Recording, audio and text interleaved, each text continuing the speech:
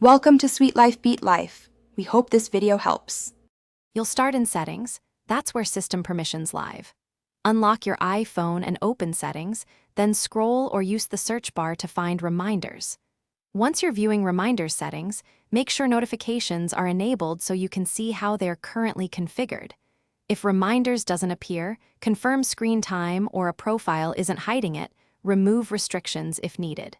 Now, proceed to Notifications within Settings to manage alert types and access precise controls for disabling reminders. Next, go into Notifications and find Reminders in the app list.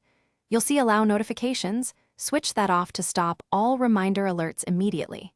If you prefer partial control, leave Allow on and uncheck Lock Screen, Notification Center, and Banners.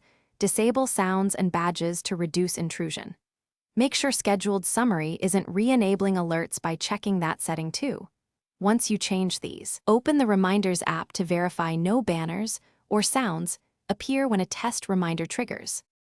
Finally, within the Reminders app, you can disable reminders for individual lists or items.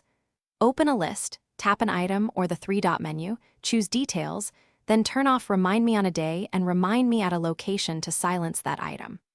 Once done, review shared lists and Siri suggestions too, since those can recreate alerts.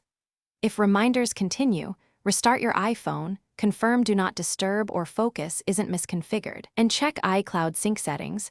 That fixes most lingering problems. Thanks for watching.